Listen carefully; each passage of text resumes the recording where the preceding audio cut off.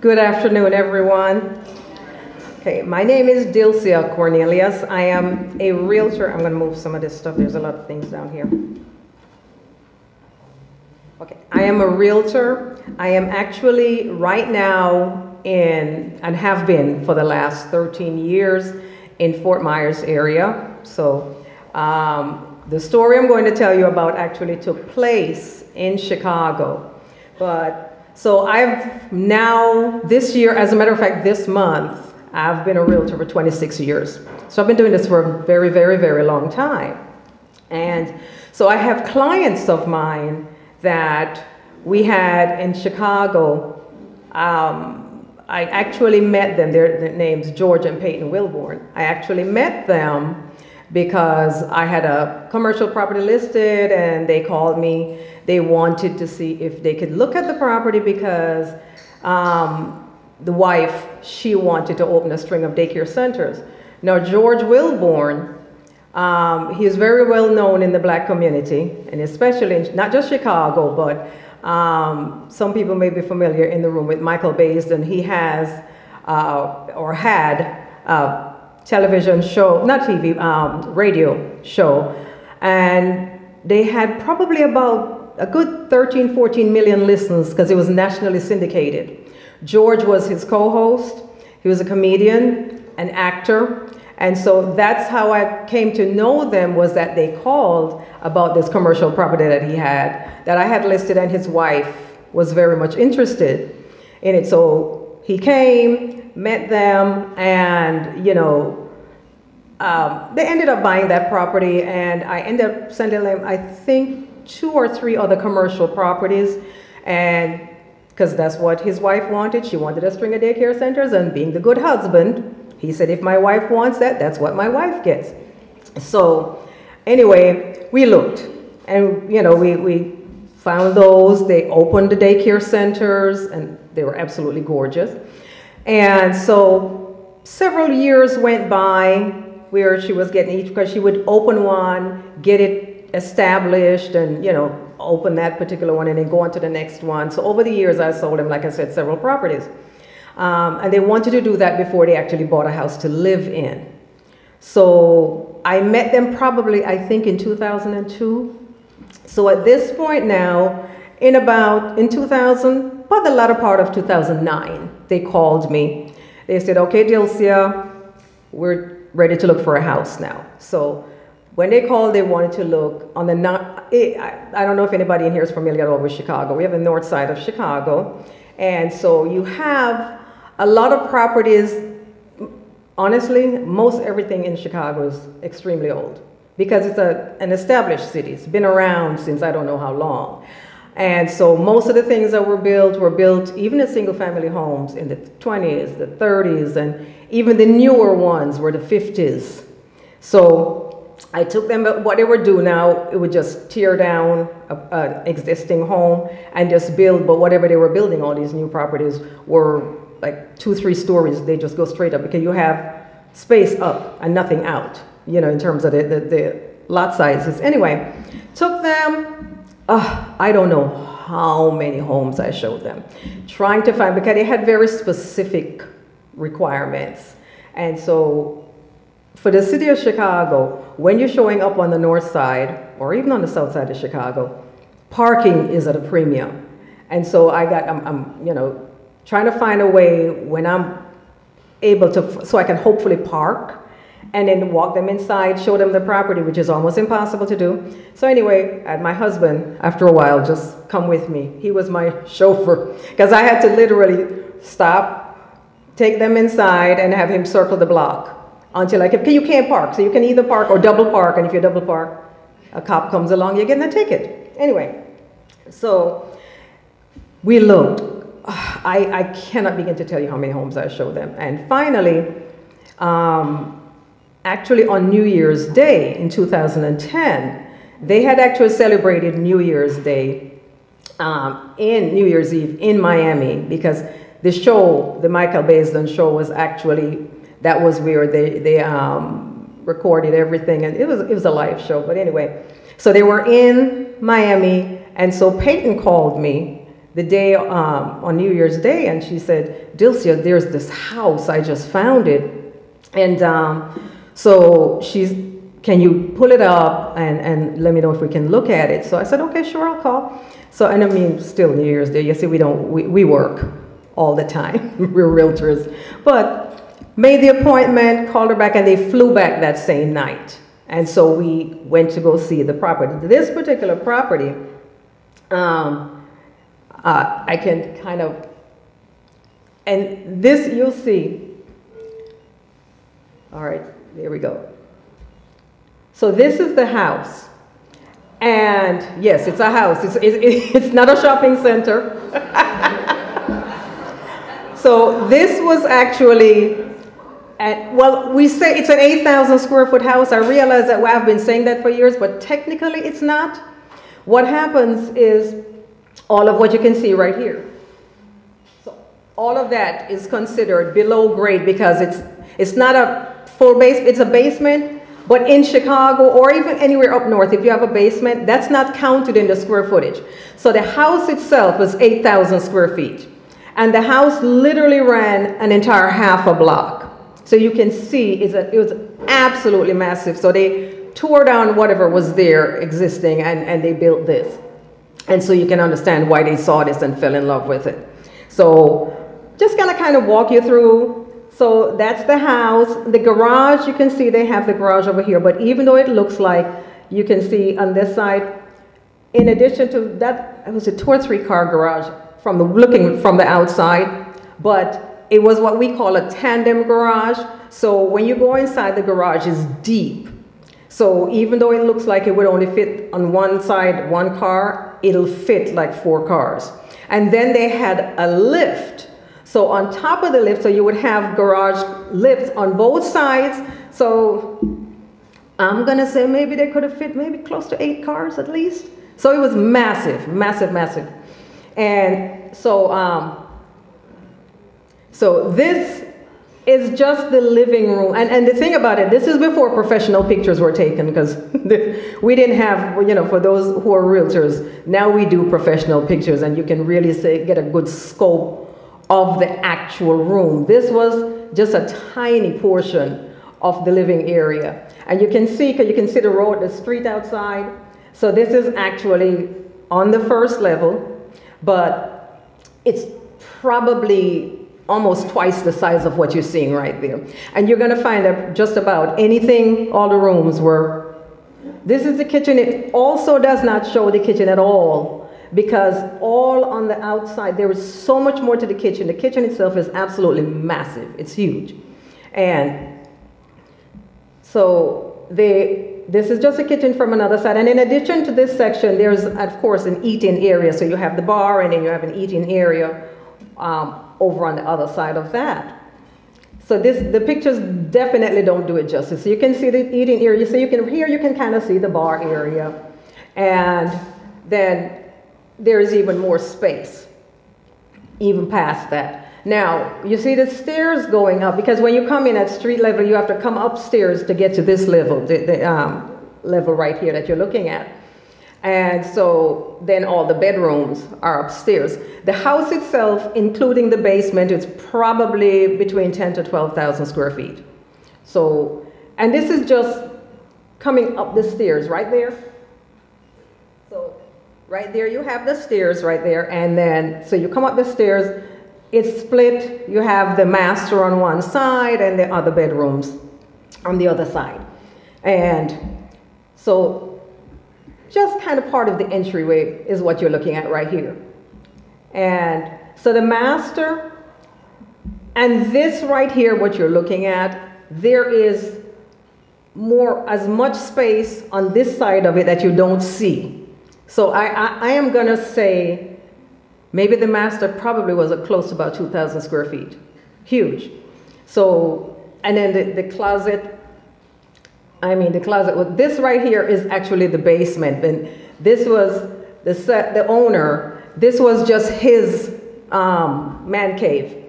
And you can't really see it, but you can see there's a refrigerator right there. He had a full kitchen down there. Absolutely full kitchen, massive, massive place. And so all of downstairs ran almost the entire length of that huge house that you saw. So when I try to explain how big this place is, that's part of the master bedroom closet. And then this is just part of the basement, also the downstairs where he had his workout room. But this was going to be George's studio because sometimes he would do the radio show from Chicago when he didn't go to Miami. So this was going to be his studio. He was going to completely redo this, make it soundproof, and have a place to record his show. Just one of the secondary bathrooms. Oh, went too far back. Okay, so now that's just another bathroom. But anyway, so we went, showed the house. We spent, I'm gonna say probably an hour and a half in the house. We spent a huge time. But anyway, while we're there, we're walking through. Their son, they have a son that's 12 years old. He had been playing basketball since he was 4, so they wanted a basketball court. The place had a basketball court. The daughter, everything that she wanted, it literally fit every single thing that they required in a house. The kids picked out their bedrooms. It was really good showing. However, while my clients are walking through, and then just before we even get to that part, just so you kind of get some perspective, this home is located in Bridgeport, which is just a little section of Chicago. But Bridgeport has a known, the history is so bad over there, to the point where black people who lived anywhere outside, if they worked in Bridgeport, they knew not to get caught after dark in Bridgeport. Blacks have been killed over there.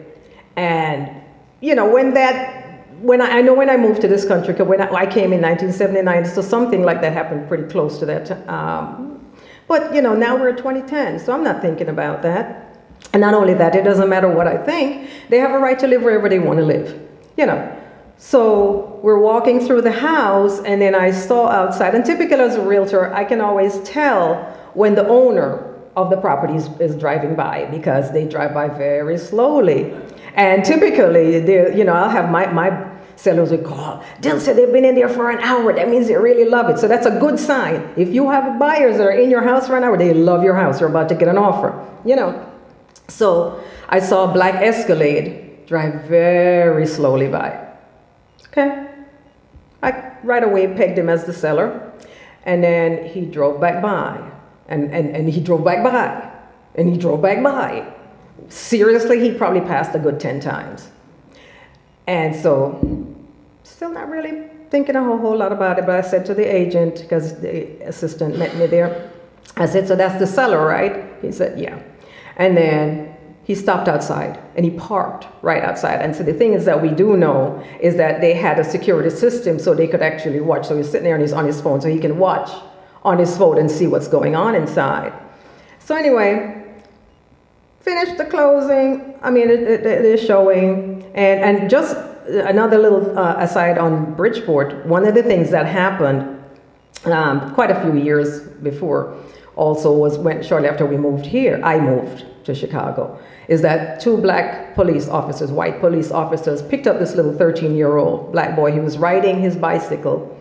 I'm not sure why they picked him up, but apparently they kept him in the car and drove him around for hours, and they dropped him in Bridgeport after dark. And they beat that child to within an inch of his life. So that's the kind of area that we're talking about. And so, anyway, finish showing, and we walk outside, and of course I told my clients, I said, the seller, that's the seller right there. So they turned around and they waved at him. He didn't wave. And my first thought was, oh Lord, he saw them. I mean, in my head, I already know he was probably watching us on the camera, but still, it's never a good sign when they wave and you're literally sitting there looking straight at them and don't even wave back, you know. So anyway, they were so excited about it. We didn't care about any of that. We didn't even go back to our office. We drove literally to a gas station, stopped in the parking lot in the gas station and wrote up the contract right there. That was how excited they were. This house was listed at 1.8 million. So we went in, we wrote up an offer for 1.65.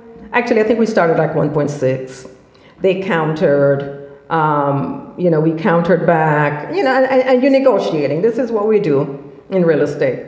And so eventually we negotiated literally everything down to the big screen TVs were going to stay.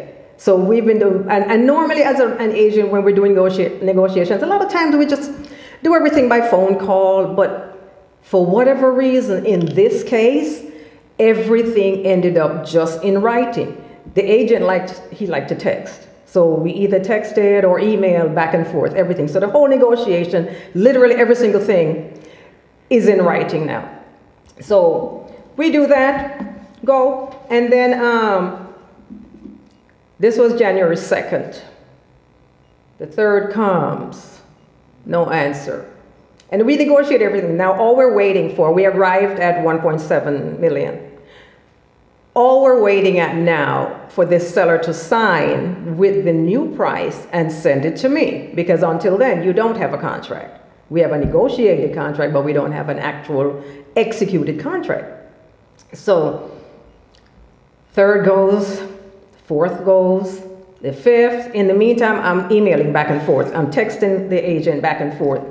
6th, I mean, seriously, and days are going by. And we're not hearing anything from him. And I'm saying to him, I said, Jeffrey Lowe, that was the seller's agent. So after a point, I said to him, I said, Jeff, what is happening? Because of course, in the meantime, my clients are calling me, Dilcia, what is happening? Are they changing their mind? And I'm just like, I don't know, let me just call. I'm back and forth. He said they should get it. And so by January 8th, I'm going to tell you right now, by this point, I am nice and upset. And I'm not the nicest person when I'm upset. So about day 8, this is actually and what I did, I had every single thing, all of, like I said, everything in writing. So this was actually the text message that I sent to the listing agent. I said to him, by the way, for a property that has been on the market for 2 years, I'm trying to find out what their issue is, the seller's issue. And the only thing I can come up with is racism. We know Bridgeport's history, and I am telling you that this will absolutely be a case for fair housing. The Attorney General's office, Federal Housing Authority, and a whole slew of other agencies to look into. I absolutely guarantee a lawsuit, so they had better get serious. My buyer has the perfect forum to address this on national radio. You cannot tell me that they have been trying to sell this house for 2 years, and the minute blacks want to buy it, they don't want to sell. Now keep in mind, this is me telling him all of this, all right? They will never be able to convince judge or jury that they just happen to change their minds. And I said, talk to them, Jeff. And in between this, I had sent him several other messages. I said, let your sellers know what I am saying, because I need you to understand that we see what's going on. Tell them what I'm saying. I don't know that he did, not sure. So after I sent him this message, he says, no, wait. No, I don't think that's what it is. I don't think it's a seller against buyer or a buyer against seller situation. I think it's just more they're trying, because part of the negotiations, when we put the offer in, we said we wanted to close within 45 days.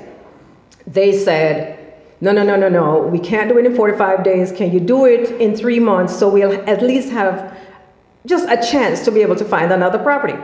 My clients were fine with that. They weren't in a hurry to get out of where they were, so they went, sure, not a problem. So at this point now, Jeff says to me, no, I think it's just a matter, that they're just trying to find a place and they don't want to be displaced and be homeless when this closes. But I said, but Jeff, you have 3 months to try and find a place. Okay, anyway, still we go on. Day 8, day 9, day 10, day 11, Jeff calls me, and he said to me, with a lot of hemming and haw. Dilcia, the sellers decided that they're going to wait until their son gets out of school. Their son is 7 years old. It's January. All right? Yeah. Now keep in mind, like I said, they've been selling this for 2 years. It's been on the market for 2 years. So they're going to wait, you know, until their son gets out of school. I said, okay, no problem. Thank you. Call my buyers. And I said, George and Peyton, file a fair housing lawsuit. This stinks to high heaven. And so that's what we did. And so, you know, once we did that, because how it works is when you file, then the Department of Justice, they get in contact with, and so the investigator for HUD called, she wanted to meet with me. So I said, okay, no problem. So what I did, because I'm who I am, and I'm very detail-minded, I literally did a chronology of events showing every single thing I told from my perspective, exactly what happened, when it happened, numbered it, and then when all was said and done, I actually got it, I got it signed and notarized, and I got all of the emails, and I put them also in order, and I highlighted every single thing with number 1, this, and you can see the date on each one. This was number 1, this was number 2, and on and on and on. And so it was detailed. I had the contract, I had a copy of the contract. So when the HUD investor came out, when she came out to meet with me, I had a whole package, completely neatly packaged, and I handed it to her. And she looked at it, she was, oh my gosh, I've never seen anything like this. Because she said, normally, of course, when they have any kind of complaints, it's her word against his word against theirs, and no proof anywhere. And they had never had a case where literally every single thing was right here in writing with proof. And then when I wrote it up, my husband, he's retired now, but he was a federal agent. So I know all the elements of a case that you need to address. So I made sure every single element was addressed in there. This is what they did, and this wasn't right. You can't deprive them of their housing, blah, blah, blah, blah, blah. No. And so once I gave them all of that, and then when I met with the HUD investigator also, I said to her, I said, I'm 100% sure. In the meantime, I left out that part. They took the house off the market. So I guess they're not selling. So I said to her, I said, how much do you bet they're going to put this house back on the market? She went, oh, no, they are not that stupid. I said, I promise you, they're putting this back on the market. And so I said to her, I said, I'll watch it. And when it comes back on the market, because I know it's coming back, I know. And so a month and 2 days later, they put it back on the market. Same price, same agent, everything. So explain to me why you didn't want to sell to my clients, but you're now putting it back as, because you remember you're going to wait until your 7-year-old son gets out of school, you know? Anyway, so it was just really a very, very interesting situation where you're just kind of sitting there going, I cannot believe this is happening. And like I said, this is in 2010. And you would think that stuff like this doesn't happen, because most people think, I think they think more, it's just like a pie in the sky type of thing, that people like to say discrimination happens. It really doesn't happen. It happens. You know, and so anyway, when the one thing about Illinois, fair housing classes, and this is something, honestly, this is one of my goals. I think fair housing should be mandatory all throughout the country for every realtor. We should, not only is it mandatory, when we renew our license every 2 years, we have to take and pass. Because in Florida, I say you can take the class, but you don't have to do a test. We have to do a test. And you have to pass it, certain grade. And so, you know, none of us have any excuses when it comes to any kind of discriminatory, because as a matter of fact, during the class, one of the things that they do is they say to us, they say, they give you scenarios. And they say, if any seller says to you, I don't want to sell to, doesn't matter if it's black, pink, orange, anything. If they say, we don't want to sell to any group, what we are literally supposed to do, they tell us in the class, close your paperwork, pick up your paper and say, okay, sorry, Mr. and Mrs. Seller, this is against federal fair housing laws. I can't do that. And leave. They even tell us don't even take the listing, just to keep yourself out of trouble. Because it just makes sense. So, like I said, put it back on the market. I pulled the listing and I emailed it to them. And so we went, and so what they decided to do when they interviewed this, both not just the sellers, but the seller's agent, rather, they see like how they just came and talked to me, they set it up as a deposition. So every single thing that they say is on the record. And so, once again, now I don't know what is said in any deposition because I'm not there. It's the sellers and their agent, and all of them, they're done separately, as a matter of fact. So, I think all of this was filed in, I think, the end of February. And everybody says it's one of the fastest cases they've ever seen. They've never seen a case move through the system that fast, where they actually filed, not just from us filing the complaint, but to it actually going to where they formally filed charges. And so what the Department of Justice did, when they actually filed, they called us, told me that they were going to, say, okay, we have the lawsuit, everything is ready, we're going to file on this date. I think it was August 10th is when they actually filed. But what they did was, when they filed it in the courts, they let all of the news media know that this is coming. And so when they filed it, they actually issued a press conference. And so, unmistakably, so this is what the headline was. And you can see August 11th, for sale, but not to him. See in the corner right there? That's my client. And so it just, and then when you hear all this stuff, so when the case actually hit, what happened was, when I tell you everything, ABC, NBC, CBS, it was CNN, everybody, Fox, everybody, it was a huge, huge, huge case. And so then we find out, because this is when I got to find out some of what the Department of Justice found out during the deposition. They literally told the agent that they did not want to sell to blacks. They said that. And see, here's the thing that gets me, is that I am saying to you as the agent, this sounds like racism. And you're saying to me, no, no, no. And the thing is, we're not privy to any conversation that you have with the seller. As a buyer's agent, I don't know what you talk to with your seller, because we're not allowed to know any of that. And you knew this, and then did not say, listen, we talked about this, you can't discriminate. He didn't do any of that. And then on top of that, you now put it back on the market. And so then the other thing that the sellers said, they told during the deposition, they literally said, oh, we knew they could afford it because he pulled up in a convertible Bentley, which is a $250,000 car. These are his words, not mine. It's a $250,000 car, and then his wife pulled up in a Hummer. So you knew they could afford the house, but you still would not sell to them. And I mean, that was the thing that got me more than anything, was that the agent knew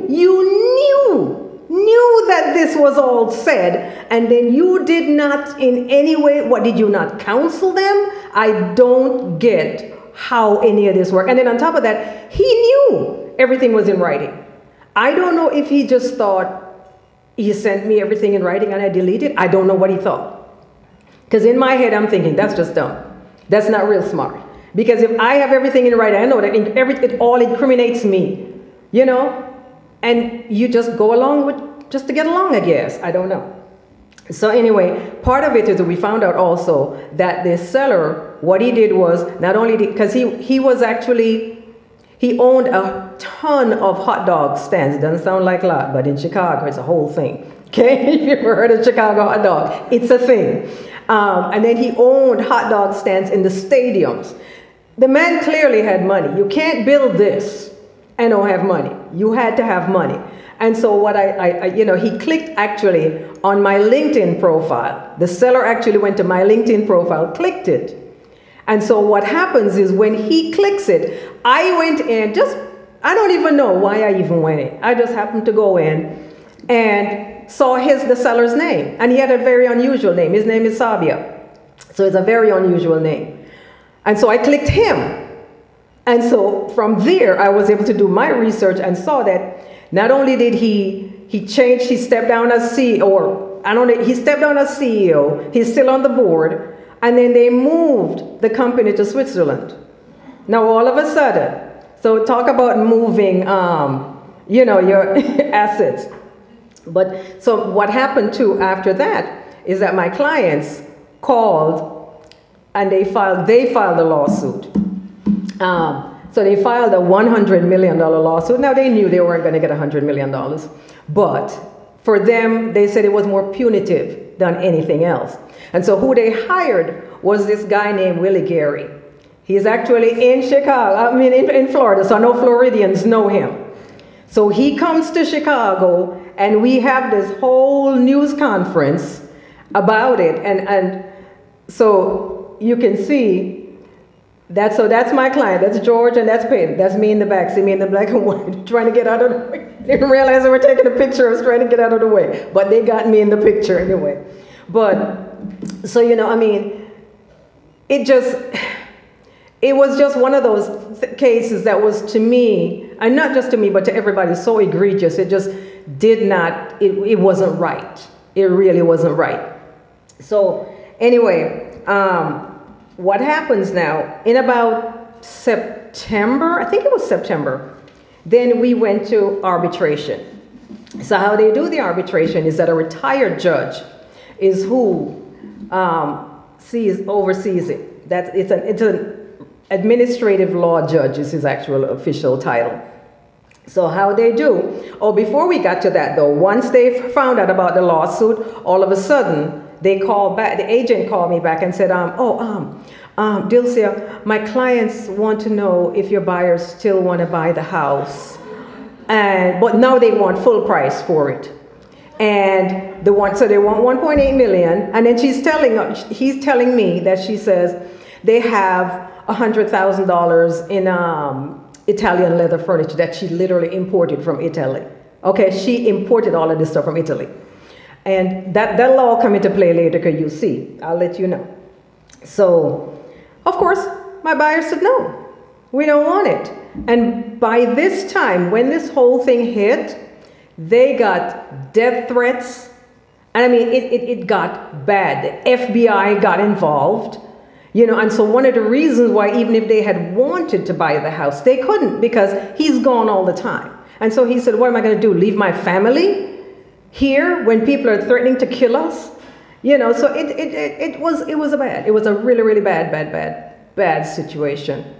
And so got to, needless to say, said no.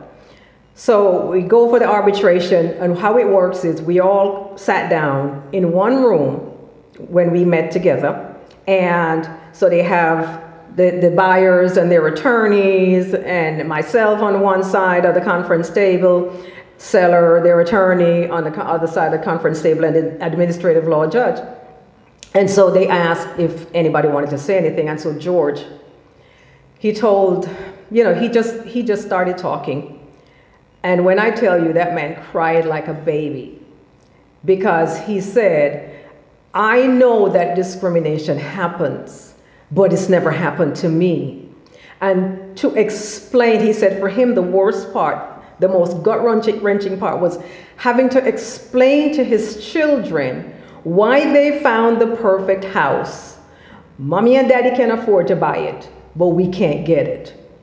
And when I tell you that, it tore my heart to pieces, because I felt his pain. I felt his pain. And I say that as a black parent, because we go through these kinds of things all the time.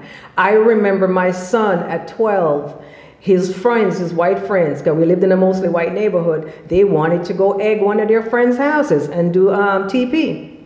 And I had to tell my son, no, you don't get to go. I said, because while the little kids, the other little white kids will be just boys being boys, you will be a thug and you will be in jail. And when I say that, it sounds like that, not that big a deal. But I'm going to tell you that as a parent, I had to watch the innocence leave my son's eyes. You saw it leave, because he can't be the same anymore after this. You can't, because you understand that it's not equal. And when he turned 16, because we got a new car, we had a BMW, he's 16, he's driving a BMW, and I had to sit him down, tell him what to do when the police stops him. Notice I didn't say if the police stops him. When the police stops you. Because if you don't, we know as parents, there's all kinds of things that can possibly happen, you know. So that when I just say that to say I understand the hurt and the pain that that man had to endure, and his son and his daughter, it changes everything about who they are and how they think and how they see the world. Everything changes. So anyway, after he did his statement, we split up. We stayed in our room, and now the sellers go in a separate room by themselves, because now we're going to actually, in earnest, start, you know, arbitration and see what can be worked out. So the judge went into the room with the sellers, and he came back. Oh, and by the way, the attorney, Willie Gary, he's called a dragon slayer, because he has apparently brought, I think he won $1 billion settlement against, I think it was Disney, and one against Coca-Cola. I don't know how much, but I mean, the man, he's a heavy hitter. So anyway, judge goes in there, talks to the sellers, comes back into the room, and he said, I'm sorry, they say they only make $40,000 a year. And I know I'm being over, I swear I'm not being dramatic. These big dragon slayer attorney, everybody. That's it, the case is over. And I said, ask them for me how they can make $40,000 a year and live in a $1.8 million house. Ask them. I don't know what the wife drove, but I saw other cars in there. I know he drives an Escalade. I know you can't make $40,000, have this house, and drive an Escalade. I said the utilities alone on this house will probably run a good $40,000. So then the judge went, yeah. You know, because nobody's thinking. People just kind of have a tendency to take people at their word. No, I'm assuming you're going to lie. This is how I come at it. You know, so sure enough, he went back. And I guess he must have mentioned that to them. So then he came back in at one point and said, so he asked me, he said to me, so Dilcia, are you saying that Jeff Lowe, who is the agent on the other side, are you saying that Jeff Lowe is racist? I said, no, I'm not saying that. At the end of the day, we're realtors. We're here to sell the house for our clients. So I sell it, the seller is happy, buyer is happy because they found a perfect house. That's our only job. I said to him, though, the problem that Jeffrey Lowe now has is that when he becomes culpable is when he puts this house back on the market knowing what happened. You can't now say you didn't know. You can't. You don't have an excuse. And keep in mind, and I explained to the judge at that point also, that fair housing classes are mandatory in Illinois, because those are things that they don't know. If that's not what he deals with, he's not going to know this. So that's why I explained all of that to him, and I said no. So, you know, when you now decide to basically, you're in courts with them. You don't do that. You know what's going on. It's bad enough you put it back on the market. Now you put it back on the market, though, knowing what transpired. So now as an agent, you can't say, well, I'm not racist. You can't say any of that, because at this point, it's not even about racism. It's that now you're culpable because you should not have done that because you knew what happened, you know. Anyway, so what happened? I don't know. I can't remember how much The agent, I know he was fined, and I know he had a massive fine. I don't remember. He's still in business today too, but he had to do more classes. So what they, they fine you and they make you do classes and so on. And so what ended up with the award, I can't tell you the amount that they won, but I can tell you that my clients won more than $1 million, but less than $2 million. So basically, it's the largest fair housing case that nobody has heard about, because nobody knows about the outcome. And one of the best parts about it is that me, as an agent, when the case, before it actually even went before they actually filed it, they called me and she said, Mrs. Cornelius, did you want to file for your, do you want to file for your commission? I said, I can do that. I didn't know. But she says, yes, you're an aggrieved party. And so I was actually able to recover my commission because she said, you would have made a commission. So, so that's pretty much my story in a nutshell. But do you have anybody has any questions, anything you want to ask? But it was fascinating. Okay, go ahead. We wrote on a house that was 2.3 million, but it wasn't the same because nothing is going to compare to that. And then what happened, this was a much older house. They had updated it, but it was still an old house. So, it's not, nothing gives you the kind of love and satisfaction. They fell in love with that house. They did. It does. As a matter of fact, they're divorced today. Yeah. That case destroyed them. It destroyed them. It really did. It was that bad. It really was. Dante, you had a question? Well, first of all, thank you so much. Oh, you're welcome. Dilson was invited. I had the opportunity to meet her. I work with HUD. And while she says it's not known, actually, this is one of the premier cases that HUD uses as a sample for all of the HUD investigators concerning about discrimination, and particularly as far as the aspect of selling a single home with advertising. So this is actually a prominent case within National HUD, but it's not known. Yeah. So that the fact that realtors can be discriminated against can be Yeah. involved with that. So in addition, as far as letting people know that discrimination takes place against tenants, another person, realtors and brokers that are involved in fair housing practices, you can also be subject to discrimination practices. And this is the prime example, and this is a landmark case within HUD that they've been able to use, and this is part of their training policy. This is not just something that's just, this is policy. That's how they're able to find out, and then be able to meet her in person. And so we thought it prudent to expose you all to this information to understand the story. So I just wanted to kind of give a background to why she's here.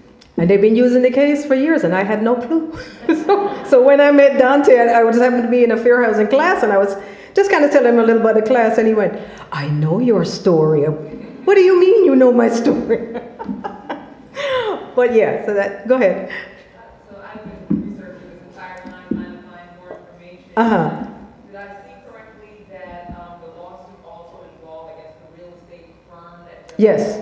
They got a huge fine also. I don't remember what their fine was, but they also were subject to a massive fine.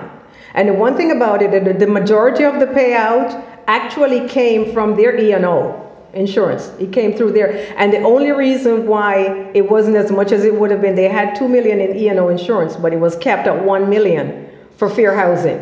They actually capped it. If there was a fair housing violation, then they would only pay out $1 million, and the rest of it came from the sellers. Yeah.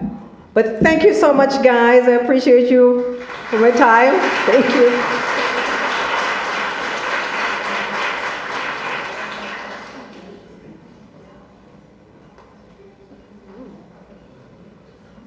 One time for landmark cases.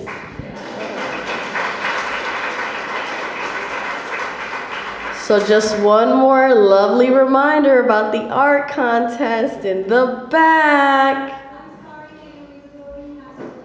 Oh, but we know the winner shortly. Lovely. Okay. And the next person, okay. So we are ready. We're just gonna keep it moving. We might get out of here early. I don't know. So the next speaker is the writer of The Color of Money, Mr. Bill Dedman, which is a Pulitzer Prize winning investigative reporter. Please, let's welcome him.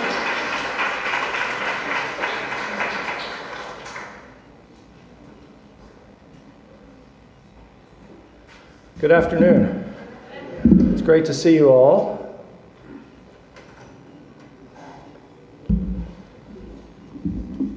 I thank you, Naomi, and thank you, Angela, and everybody who did all the hard work, so much work to put an event like this together. Thank you to the Tampa Bay Fair Housing Consortium, to the Pinellas Realtors, and to everybody who made this possible. My goal for this session is for it to be helpful to you, but also challenging, to give you some things to think about. Whether you're in property management or real estate or government or whatever role you have.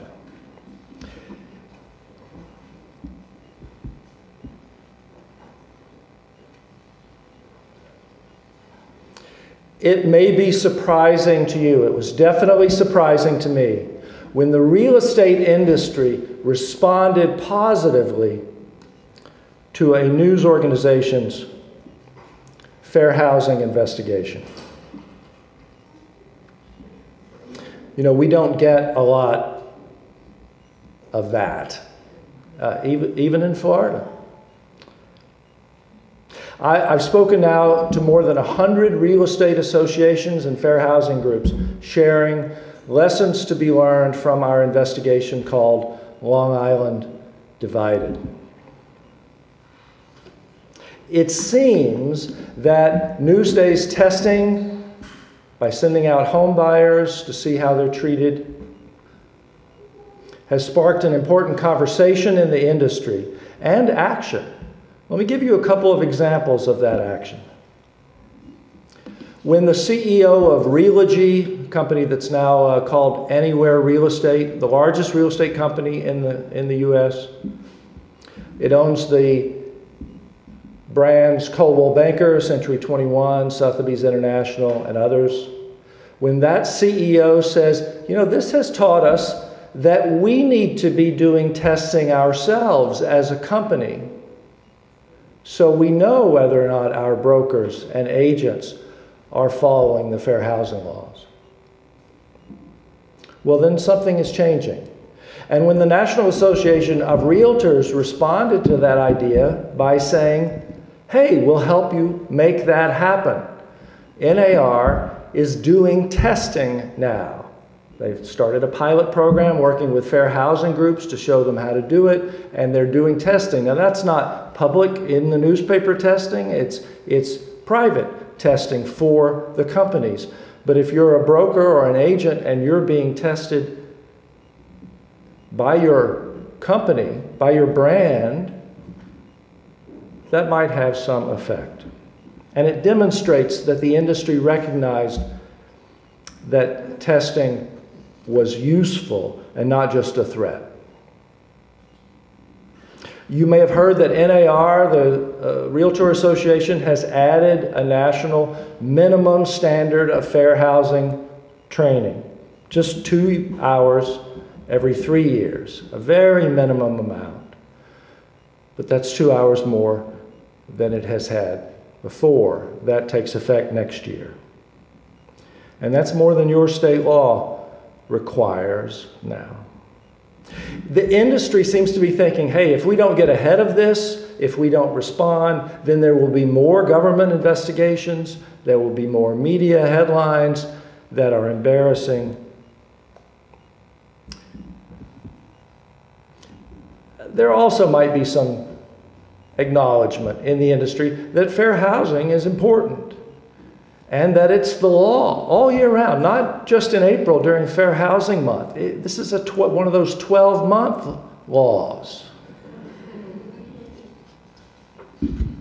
Now, I want to take you behind the scenes a little bit, how we did the test, what we found. We're going to dip into some video examples of realtors at work, perhaps not on their best days. And we're going to talk about some of the repercussions of the story and some of the implications. What are lessons that we might learn? And what work might still remain to be done in that area, mostly having to do with sales. I want to dive into just a little introductory part of our documentary film. We did a newspaper series, a traditional series of articles. It's called Long Island Divided. We did a 45-minute documentary film. Many of you have seen it. It's called Testing the Divide. They're both online at the same address that we put up. And they're both free. You don't have to pay or subscribe to anything to see them. In this clip, I want to start with one customer receives service from an agent. But the same agent refuses service to another customer who is in the same situation. We'll play this loud. These will be unfamiliar voices to you. We'll play it loud, and they're all closed captioned. They're all subtitled. The words that are spoken are at the bottom of the screen. Here we go.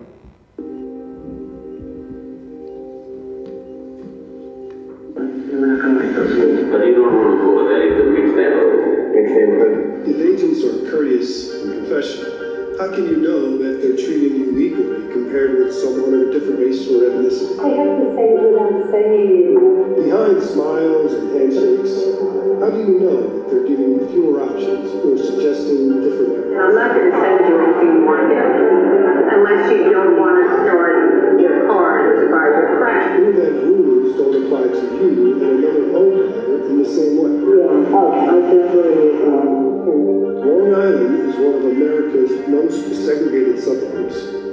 Newsday set out to discover what role real estate agents might play in keeping it that way, potentially affecting the quality of lives. Technically, as a real estate agent should meet the buyers. In house hunting, it's nearly impossible to see evidence of hidden discrimination. You would never know unless you go undercover.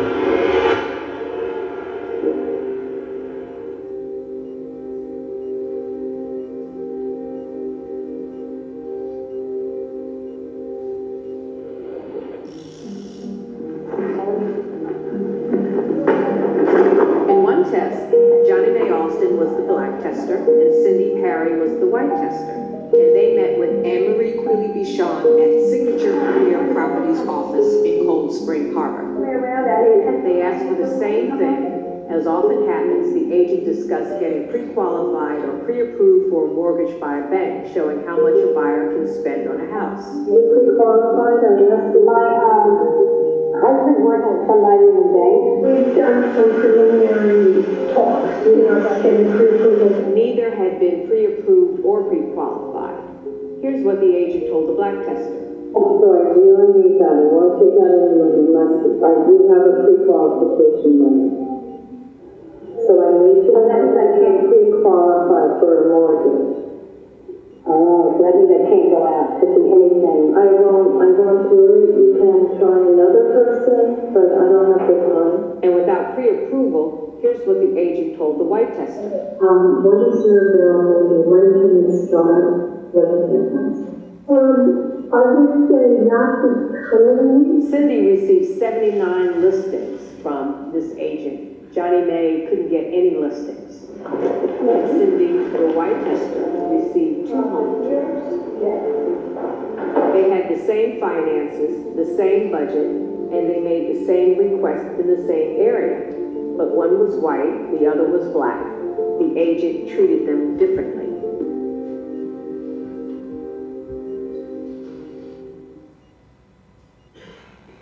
You know, I'd just like to take a minute to put a personal twist on why I think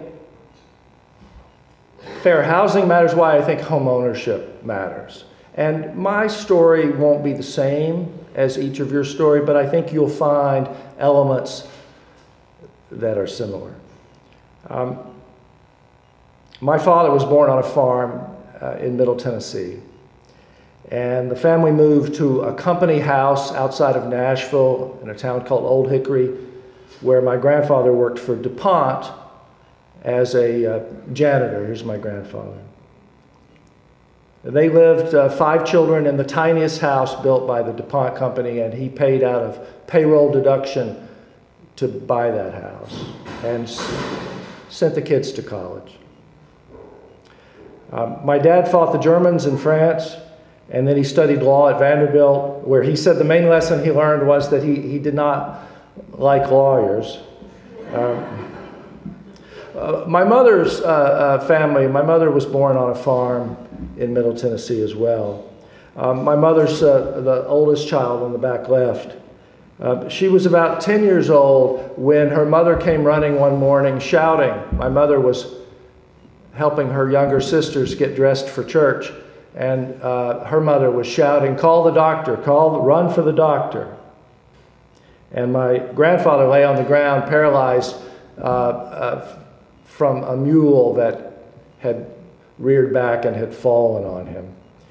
And he learned to drive a car, still drove a car though he was paralyzed, ran a shop. Mom became a respected school teacher and storyteller. But that's my grandmother on the back right. And here she is a little younger on her honeymoon in Lookout Mountain in Chattanooga. One afternoon when I was a teenager, my grandmother stopped the car outside of a little country church in Middle Tennessee, and she said, "This is where your grandfather and I got married." And I said, "Oh, what year was that?" She said, 26. And I said, "Well, what do you remember? Did they throw rice? Do you remember coming out of the church? What are your memories of that?" She said, "No, you don't understand. We didn't come out of the church. This is where we got married, right here, in the car." I said, Ma, I don't understand. She said, "Well, your grandfather sat in the driver's seat. I was in the passenger seat. We opened the car door. The minister stood right there." She said, "The best man and the maid of honor were in the back seat. And after the service, we dropped them off at home and went to Chattanooga for our honeymoon." Now, you probably have relatives, I certainly do, who were conceived in a car, but I was unaware of any who'd been married in one. So I said, "Well, I don't, Grandma, Ma, why didn't you go into the church?" And she said, "Well, I guess we didn't have any better sense." I found this answer somewhat unsatisfying. A journalism maxim is to check things out. If your mother says she loves you, check it out. Well, I did check that out not long ago, and I found that my grandfather had gone to the courthouse. Any realtors here ever gone to the wrong courthouse? Well, my grandfather got the marriage license in the wrong courthouse, and when they got to the church, the pastor said, "Well, the church line runs right in front of the church, and I can't marry you in the church because you don't have a license in our county. But the parking lot is in the next county." So that's why they got married there. I think when I think back about it, I guess we didn't have any more sense is a good summation of my family's history. But it took me a while to think about, well, where did my grandparents go after the honeymoon? Well, they went to this house, which was owned by his parents. The family already owned property. One side of my family had a small farm, and the other side of my family paid with payroll deduction on a janitor's salary to buy a property. And that equity rolled down from generation to generation and became other properties. And it allowed teenagers to buy cars and to get internships, and it allowed us to go to college. And it provided the first investment in a new business. And I think most importantly, it provided a cushion against failure and bad circumstance. I can think just in my family history, young folks who dropped out of school, divorce, alcoholism, suicide, unexpected children, lost jobs, illnesses, And owning property defends us against those. It opens the door to the American dream and provides a defense if it's not blocked by discrimination, by corruption. Sometimes we forget that last part. We think of property ownership as something that we achieved, and we may forget that sometimes others are blocked from it. There was a time when property rights as a phrase was used to justify discrimination. That time has mostly passed. It meant my right not to sell my property to you if I don't like the way you look, or where you do or don't worship, or where your people come from. Remember that NAR, the National Association of Realtors, was then the National Association of Real Estate Boards. And this month it's celebrating Fair Housing Month, but in 1968 it opposed the passage of the Fair Housing Act. Remember, for 50 years, well into my lifetime, the Code of Ethics of the National Association of Realtors made it a violation to show a home in a white neighborhood to a person of color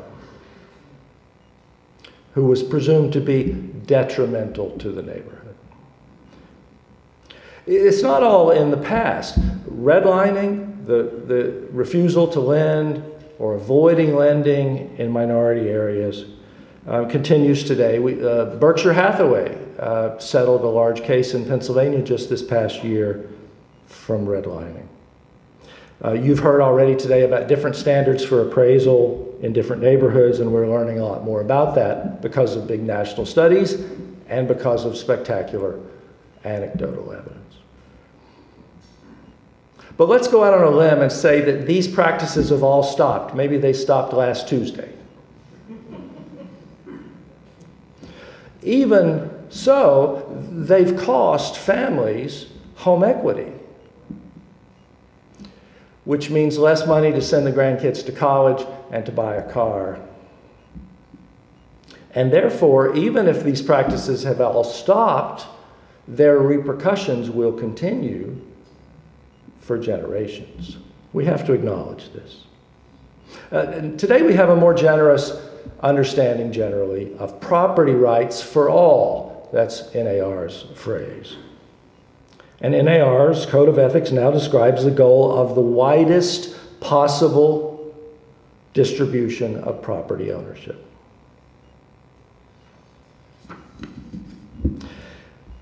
As one of the responses to Long Island Divided, the National Association of Realtors is testing a new tool to share information with its states. Too small for you to see, I understand. I'm going to tell you the main part here. A new tool for its states based on a survey. It has surveyed its state laws on training of real estate agents and brokers on fair housing and on enforcement of the fair housing laws. The tool where it shares those results is called Real Estate Licensing Reporter. And your association would have access to this if you're a realtor. But I just want to tell you a key part about Florida. It scored all the states from 1 up to 10 on whether it met the best practices in these areas of training and accountability. Florida scores a 2 out of 10, nearly at the bottom, tied with Mississippi, if that's where you want to be. And thank goodness for Alabama and Arkansas, the only states that scored a 1. A couple of specifics from NAR's survey. As realtors often lobby legislators on issues of property rights, well, here's a couple of items for you. Virginia law requires a minimum number of hours of pre-license fair housing training for brokers, specifies a minimum number of hours. Florida does not. Virginia law requires fair housing continuing education for brokers and agents. Florida does not. Kentucky law specifically makes fair housing violations a matter of public record. It says in the law you can lose your license for a fair housing violation, and they're public. Florida does neither. Something to consider in your lobbying agenda. Now, just for a bit of context, I want to take you back to two of my earlier investigations that I think there's a through line of lessons that we can learn. The stories in the Atlanta Journal-Constitution way back in the 1980s, before all of you were born, they were called The Color of Money. And they were about redlining, the practice of banks especially not doing business in all of their map. Well, to put it another way, collecting deposits from all of their map, but only making loans on some part of the map. And this was back in the late 80s, and redlining was thought of as something we didn't have anymore. It was thought of as from the past. But we found that lenders in Atlanta were making loans in white areas, even poor white areas, but not at all in black areas, even the affluent black areas of Atlanta where CEOs from Delta Airlines and Coca-Cola lived. We compared neighborhoods, black neighborhoods with higher rates of home ownership, fewer building code violations, higher median income, but not loans from the banks in Atlanta, which had a higher market share in the less desirable white neighborhoods. The journalism students of today laugh at how crude this map is, but it simply tells the story where Atlanta's black neighborhoods are and where the banks in Atlanta don't lend money.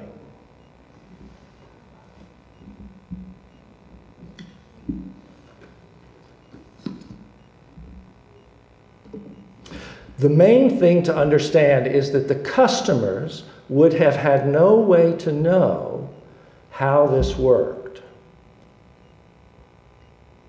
A lot of people think of discrimination as something that happens when someone complains.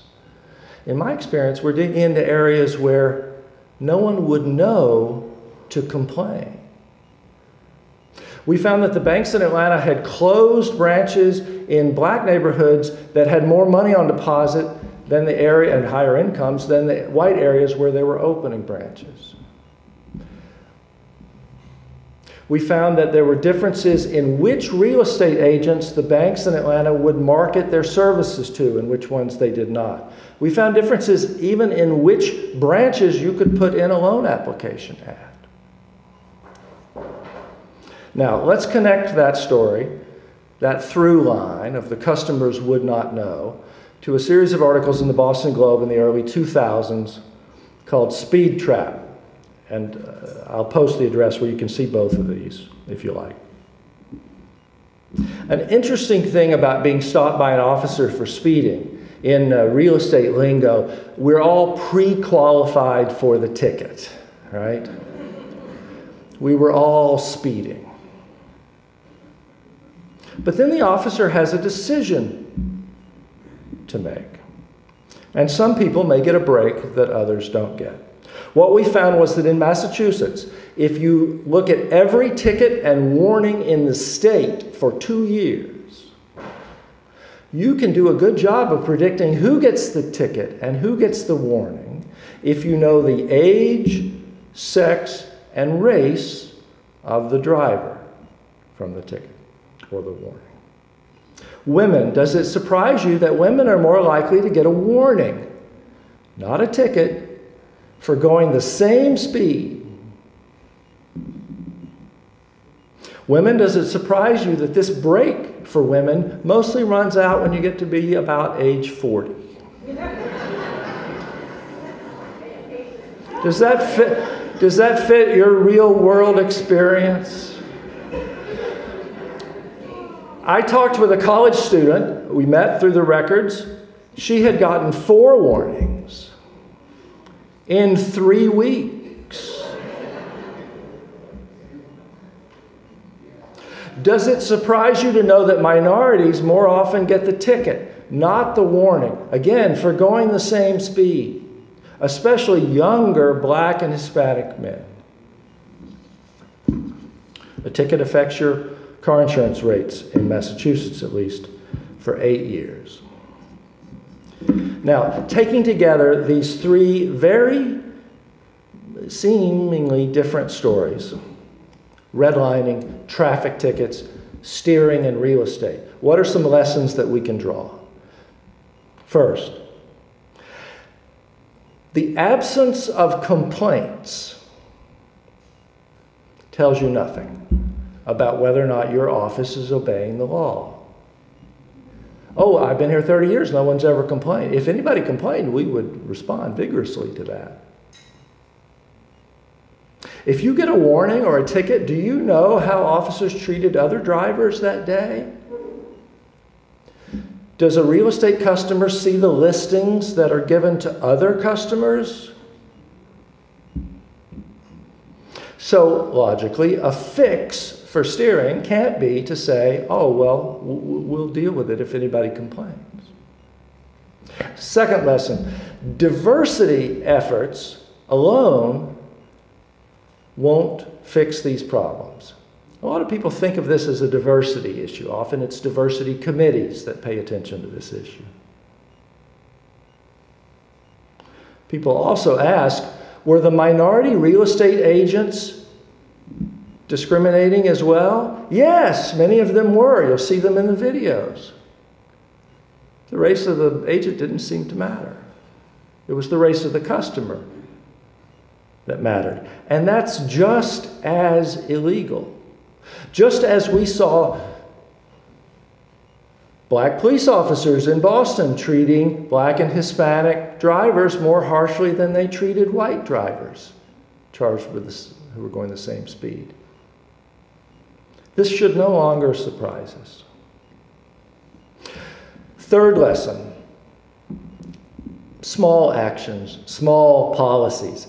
The absence of a policy or procedure can have a huge impact in perpetuating a segregated system.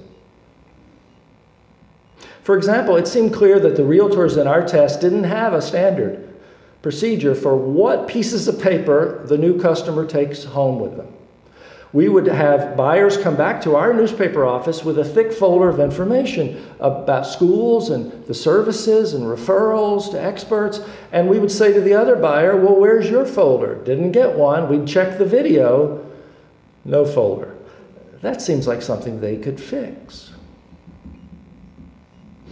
Do agents in a real estate office have a consistent method, and do they all have the same method of qualifying customers? For example, it's not unusual for buyers to be required to have pre-approval for a mortgage from a lender before. Of course, you don't want the agent to waste their time showing people houses they can't afford. And that's fine, require that. Or don't require it. If you're an agent who says, hey, this customer's in my office and they have a heartbeat, they're my customer. I'll train them up. I'll get them pre-approved. I'll refer them to lenders. I need the business. Then that's okay too. It's in between. If you have a policy, but then that policy applies to some people, but you let it slide for others, then that's how the agents end up on YouTube. Let me explain why Newsday, which is not the largest newspaper in New York, why the editors said, hey, can we look into this? Just to set the scene a little bit, Long Island, some of you, anybody here from Long Island? You all moved down here from Long Island. Stretches east of New York City. We're talking about a suburban area with 3 million people in 2 counties. The population is about the same as Nevada or Arkansas. And Long Island has a lot of diversity overall. People from all backgrounds, races, religions. But especially black and Hispanic homeowners are concentrated in only a few areas. I'll give you an example. Out of more than 200 communities and school districts on Long Island, a majority of the black residents live in only 8 of those. Well, is that by choice?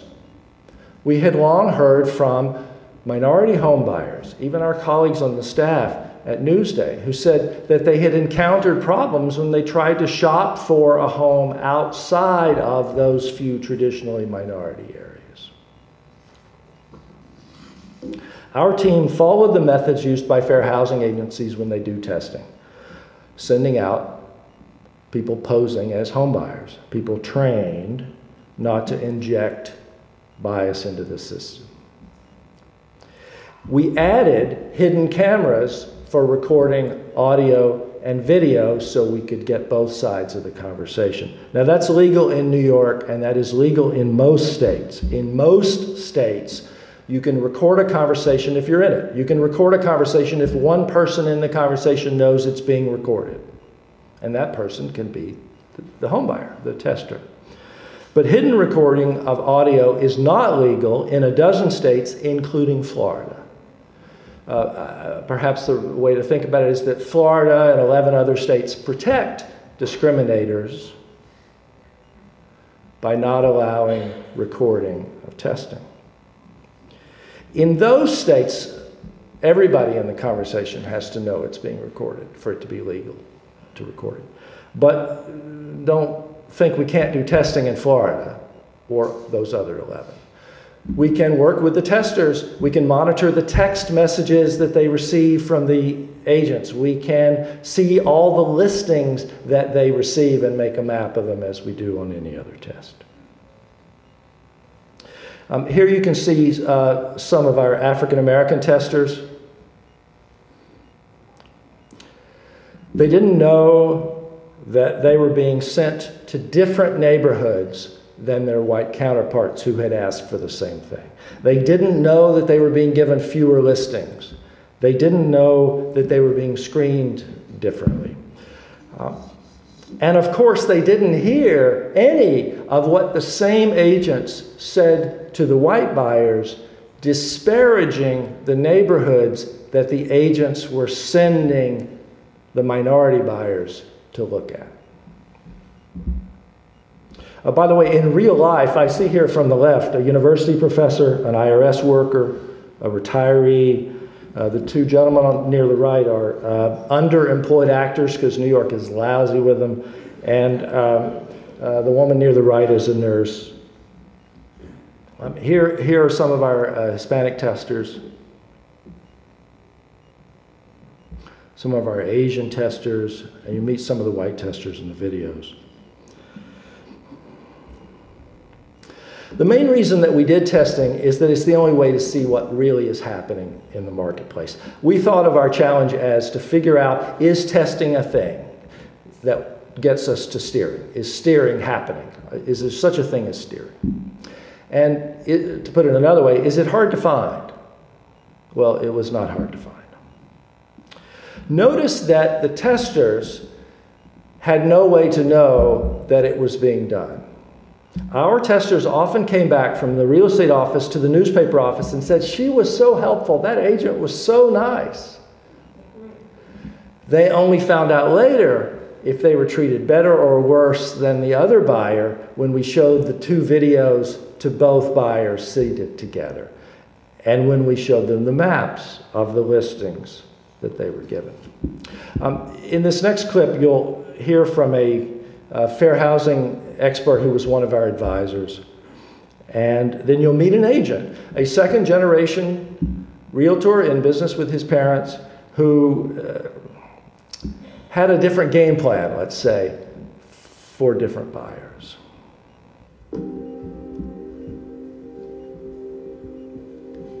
It almost makes me wish that the racism is more explicit so that I would know about it. Too often I hear people who maybe aren't as familiar with this kind of work say, oh, well, they were just testers.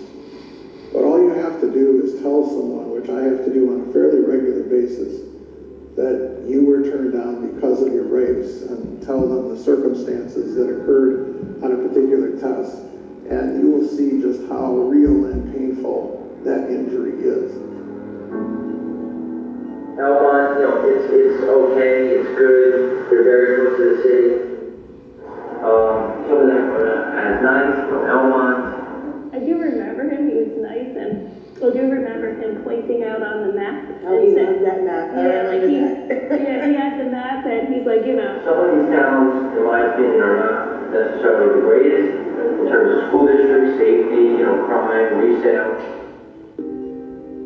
This agent with the map, he looked like General Patton planning the invasion of Sicily. His first question to the white buyer was, do you know Long Island? She said, no. He said, well, do you know Elmont, Hempstead, and then he named the most heavily minority communities on Long Island. And then he told her, don't get off the Southern State Parkway until you've passed those areas. That was the start. I was very surprised. Here we were doing testing and the videos would come back. And I hadn't anticipated that there would be so many agents who began their conversation. Remember, these are new customers. They just met. And the first thing that many of the agents would say violated the fair housing laws. I tried to think, well, why is he doing that? And well, maybe he thinks this is what will make the customer happy. Maybe this is what he thinks will get the customer to where the customer will buy. It also is possible, I'm not a mind reader, but it's possible that he's promoting that he's a good steerer, that steering is part of the service that he's selling to new customers. Now, how did we do the tests to make them as fair as possible? First, they all asked for the same circumstances, constraints on their search. These were first-time home buyers, so selling another property was not on the table. We chose testers of the same gender and age to match up together. We dressed them in the same business casual style, no jeans, etc. I went to Nordstrom and bought a whole shopping cart full of purses so that the women would all be able to go out with a similar class of purse. There wouldn't be a class difference. I told the clerk I really liked these styles. They asked for the same geographic area. They asked for the same price range, the same number of bedrooms. They had the same family size. They asked for this. They had the same number of children in the public schools. And they were trained, they were ready to give the same credit scores that they, had checked and the same income, family income, if they were asked, and they weren't asked. Almost no one was asked those questions. They were just asked, are you pre-approved by a lender? And none of them were. They were all in the same boat. Now, we shopped for houses in different price ranges, but we matched up the same price range, of course, for two people on a test. But we tried different price ranges thinking we might get a different result, but we did not. These tests were done in 2016 to 2019 in New York, right before the pandemic. And the starter home on Long Island, New York, at that time was $400,000. There were very few single-family homes below that. And we did tests at 4, 5, 6, up to $1 million, $3 million, and $7 million. Now, $7 million won't get you Alec Baldwin's house in the Hamptons exclusive area on the east end of Long Island, but it would get you into his neighborhood. Of course, then you would have Alec Baldwin for a neighbor, and that's a whole other problem. Now, how did we pick the agents? How did we decide? Did we pick agents we'd heard were steering? Did we pick? Did we base it on their race or ethnicity? No, we didn't pick the agents at all. We let the brokers decide which agent to put forward to be tested. We did walk-ins. We got whoever they gave us. And then we made sure that the second buyer went directly to that agent. Notice that we're cutting them a break there. Real estate brokers are responsible under the law to make sure that two different buyers who are similarly situated get the same service. But it would be harder to do that if they were seeing two different agents. So we made it as easy as possible to pass by having them see the same agent. That's a break that the next test might not give them. We did 86 of these tests, 86 pairs. We did them at 12 brands, multiple offices of each brand, multiple agents at each office. And these are the biggest on Long Island. These 12 brands have more than half of the real estate listings in our area. Familiar names: Coldwell Banker, Keller Williams, Century 21, Sotheby's. And smaller companies that are big on Long Island. That's who we tested. Now the results. When fair housing experts, including the professor who writes the textbook on fair housing law, when they looked independently at the videos and the maps, what was the passing percentage for the tests? We asked them to look only at significant evidence that would be useful in a case in federal court. Don't bring us little things. Look for significant problems.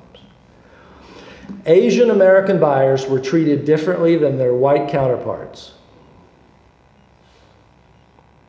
19% of the time, so 2 out of 10 on average. Hispanic American buyers were treated differently than their white counterparts 39% of the time, 4 out of 10. And African American buyers were treated differently than their white counterparts 49% of the time. Half of our tests of black-white buyers. Out of 12 companies, 2 passed all their tests. Those 2 were Sotheby's International's local brand and the Corcoran Group. You know its former owner from the Shark Tank show. They passed all their tests. All the other brands failed at least 1 test and usually multiple tests. So it is a fair statement that most of the largest national and regional real estate companies on Long Island were contributing to the racial segregation in our area. That's a fair statement. We were the easiest graders you could possibly have been. We passed an agent if they treated the 2 customers the same, even if they discriminated against all the minority sellers. Let me explain what we saw. There were 200 times when an agent had an opportunity, based on the criteria they'd been given, to give in one of the communities that's heavily minority, black or Hispanic, on Long Island. There were 200 chances. And out of those 200 chances, they only gave listings to either buyer in those communities 15 out of the 200 times. Almost every agent, even if they were treating the 2 buyers the same, steered around or leapfrogged over minority communities.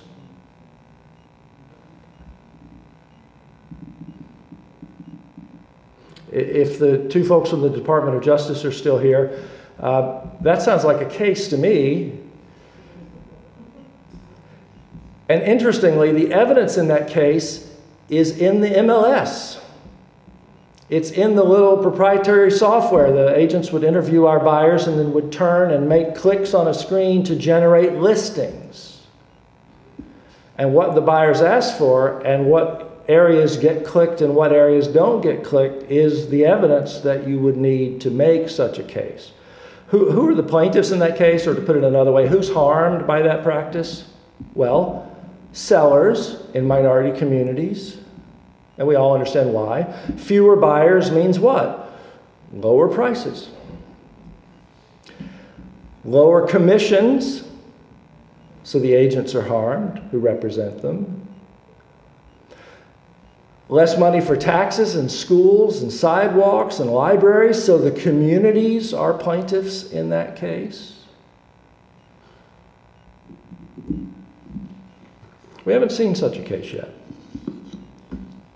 I'm wondering why. Then there were illegal comments that violate the fair housing laws made by the agents. Making comments about the race or ethnicity of students in the schools or people in the neighborhoods that they would then discourage white buyers from looking in.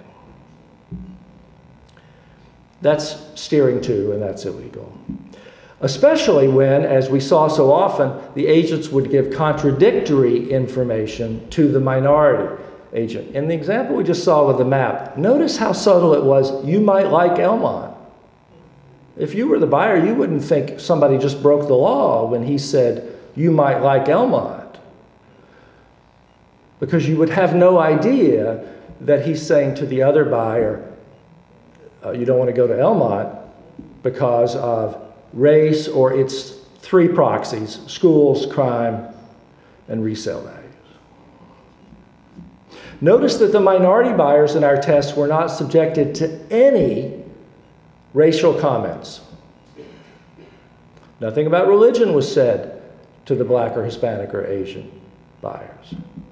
We are long past the days of signs that say whites only. Now we're in a day when it's much more subtle. And only the white buyers hear these comments. Here's a video clip which focuses on inappropriate things that agents said.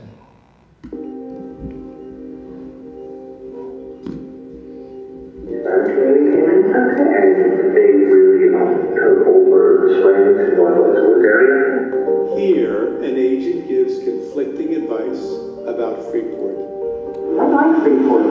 Now you have a bad school district, and that's not good for resale value. Honestly, was see the moms that are hanging out on the corners. But you don't want to go there to the extent of it. We need your admissions.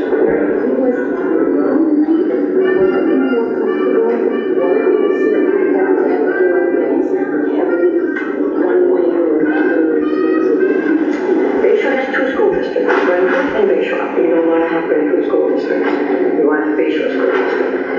I can't say anything, but I tell you, I want you to go to the 10 bucks and have my computer like that. Go to that 7-Eleven. It's not there. No, that's great. I have to say it without saying it. You know, you have it out in different areas. Yes. I don't want to use the word school, but I try to make sure I'm using it all right. Listen, absolutely. That's, You know? Yeah. How are you, Russ? How you doing? Good. How are you? I've been waiting for the owner, waiting for the agent to show up. You don't want to be, I don't think it should be now, Mark. I think you should probably just be back in the store. And I remember specifically, he talked about steering. Yes, that's what he said. Steering, yeah. And in the same breath, he mentioned, well, steering is bad, but this is what I'm going to do. There's something called steering. No steering, you know, like steering. Oh, like a car or something? No, like a horse, yeah.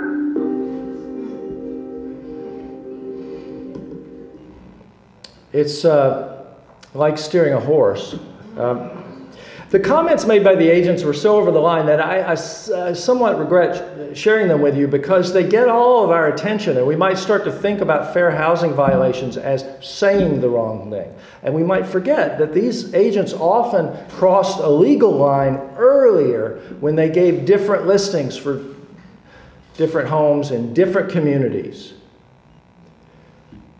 to buyers who had asked for the same thing. So maybe we need more attention not on what people say, but on what people do. Not think of this as some sort of political correctness, but think of it as are people giving equal professional service? Professionals in this regulated area giving equal professional service to all their customers. I want to give you just a classic example of steering. Couldn't be more straightforward than this. An agent tells one family, it's a man shopping for himself, his wife, and their teenager in the public schools. Tells them that an area has the nicest people, the nicest neighbors. She loves having listings there. She sends him listings for that area. Another man asks for the same thing, the same area at the center of his search for himself, his wife, and their teenager in the public schools. And she warns him that it's a dangerous area. Here we go.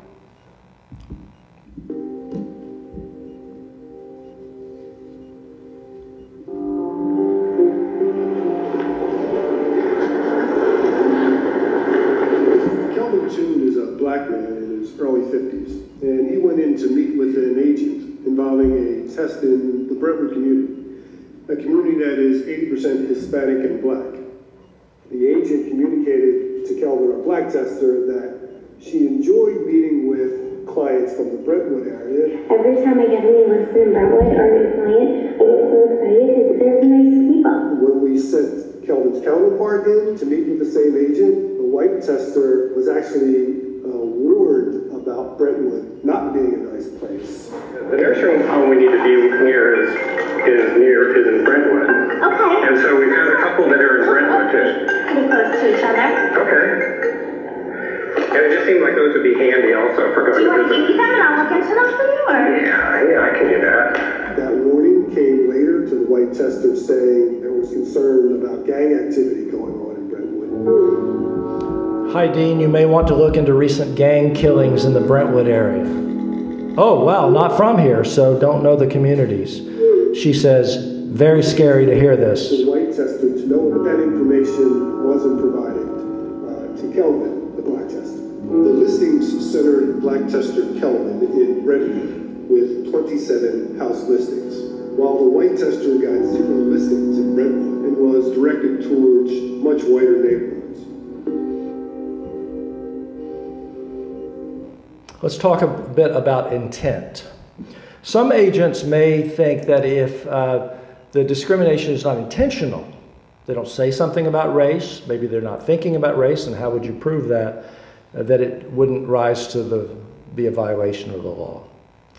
Now, some agents did show awareness of the law. They did whisper, I shouldn't be saying this, but I think that's the real estate equivalent of, hey buddy, would you hold my beer?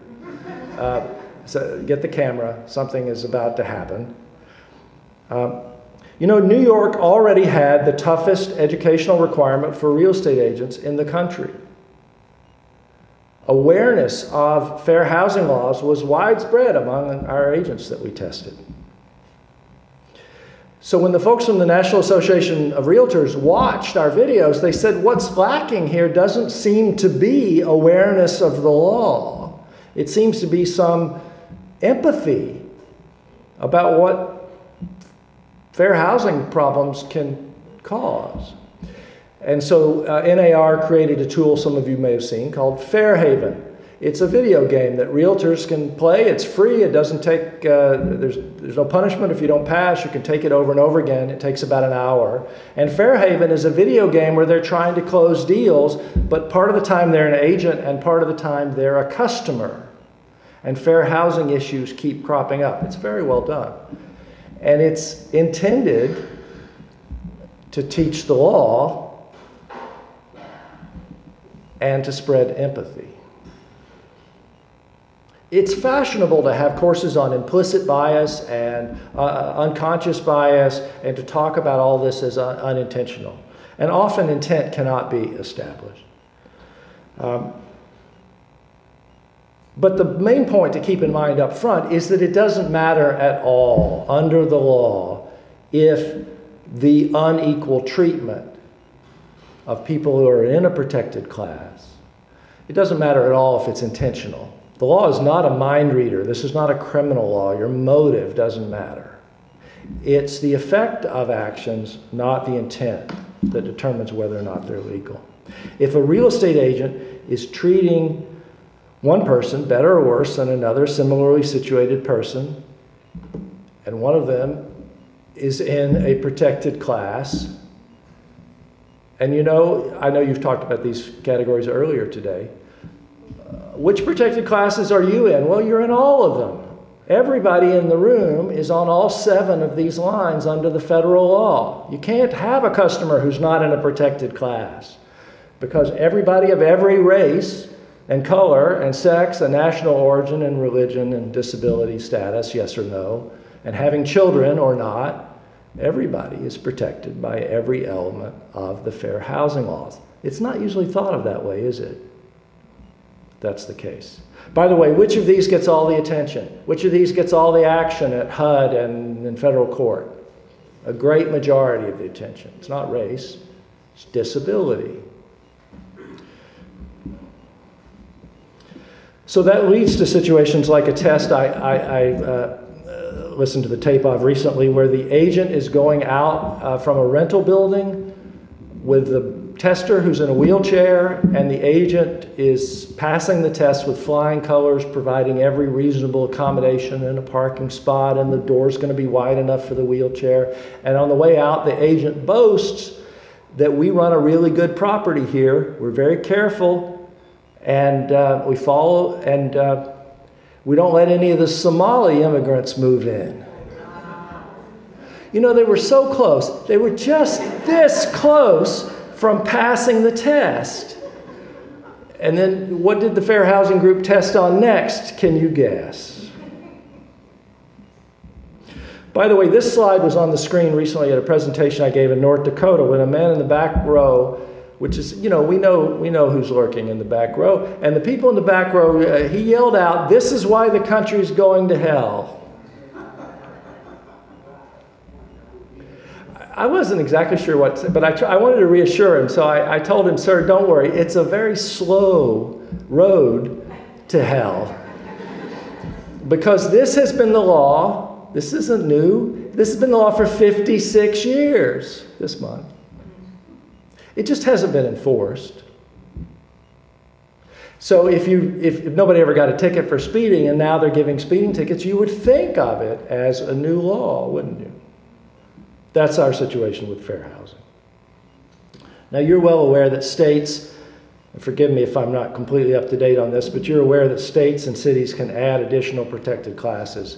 Here's the full list of none in Florida.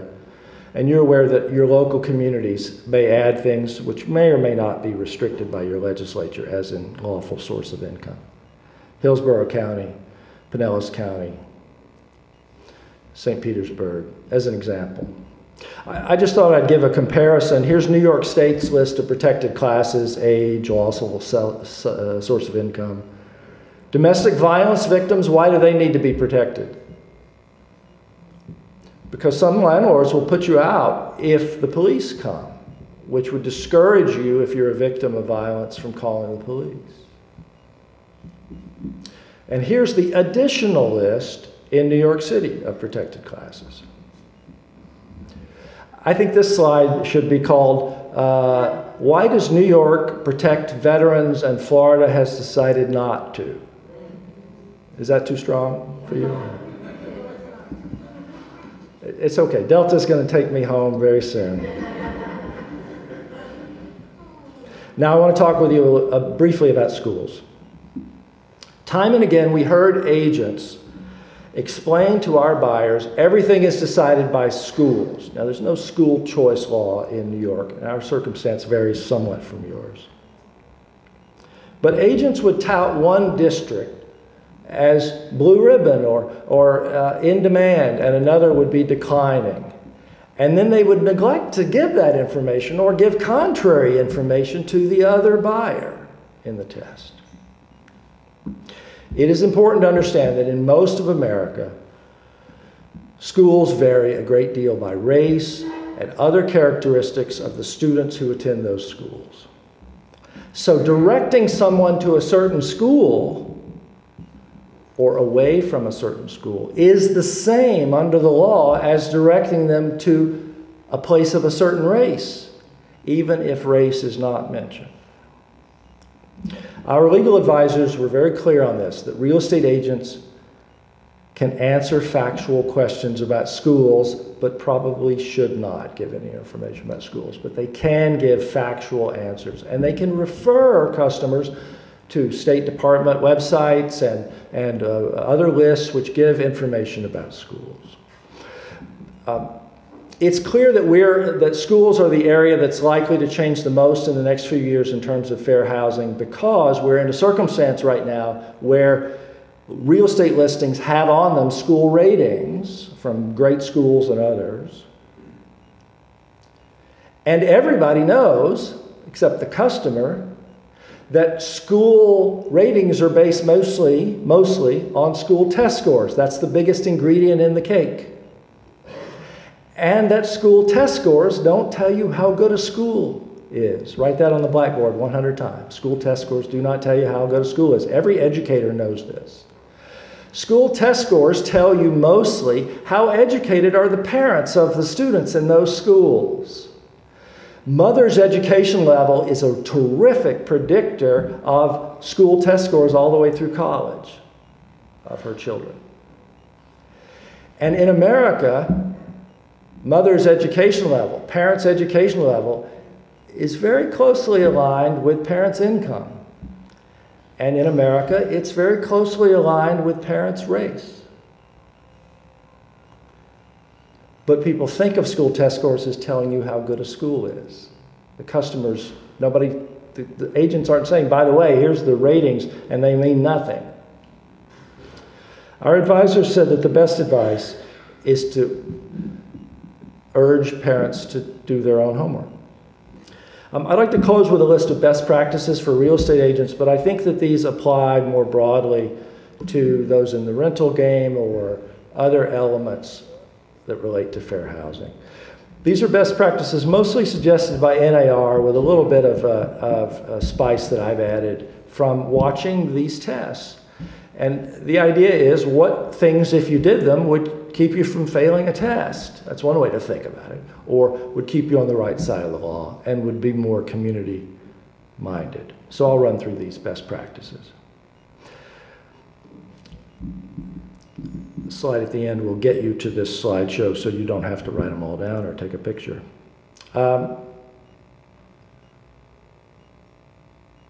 Every customer should receive the same enthusiasm and information from you. If it's an open house and you give somebody a soft drink, offer one to everybody else. These are simple things. They might be taking notes. Follow up with every customer in the same way and with the same enthusiasm. Use checklists. You know, I think we think of checklists as specific things to remember to do as a remedial action that beginners might need. But actually, we've learned, research has shown us, that the more important an activity is, the more you need a checklist. Surgeons use checklists because you want to remember to take those sponges out of the patient. If you're landing an airplane, bad things are going on, you're worried about what's happening at home and your mind is elsewhere, you will have a better day if the checklist reminds you to put the landing gear down. Okay? So you could have the same procedure for assigning customers to agents, not based on their appearance. You could have the same procedure for collecting the same information and giving the same information to every buyer or every seller. Offer the same services and referrals. Similarly, you can work out standard answers, a script, if you like, of how to deal with the tough questions like, which are the good schools? Because customers ask. You should give the same answer to everybody, and you and your colleagues should be giving the same answer as well. Because maybe they had the first half of the test, and now you're doing the second.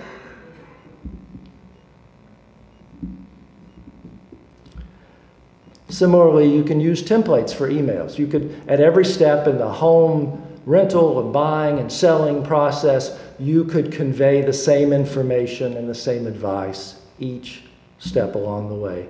And that would keep you out of the headlines. You could talk about the property, not about the people. So, you know, it's okay to say, go drive the neighborhood. You should be picking neighborhoods. I'm not going to pick neighborhoods for you. You should learn the neighborhoods where you want to live. Maybe it's near shopping you want. Maybe it's near a place of worship that is yours, etc. That's perfectly okay. But you see the difference between that advice and what did we hear? Follow the mothers waiting to meet the school bus, and you'll know if you want to buy there. Can you see some gradation and difference there?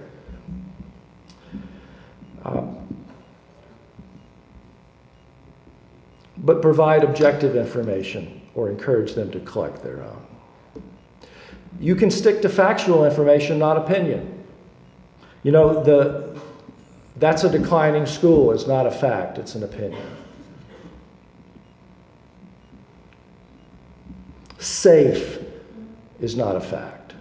We had real estate agents in New York pretending to know which areas were safe, and we don't even have small area crime stats. We don't have them. It doesn't exist for Brentwood. It's not in the newspaper. But they would say, oh, you don't want to go there, it's not safe. Because they saw something on TV some years ago.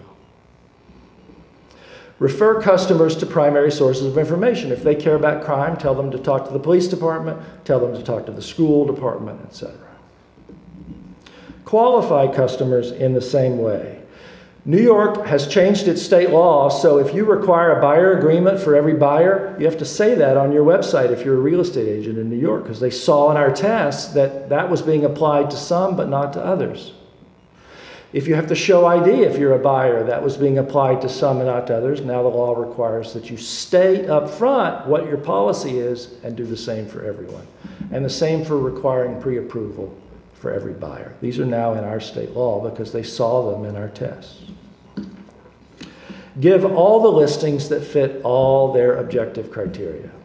I had an agent yesterday tell me that she can tell if agents ask for X that they really want Y.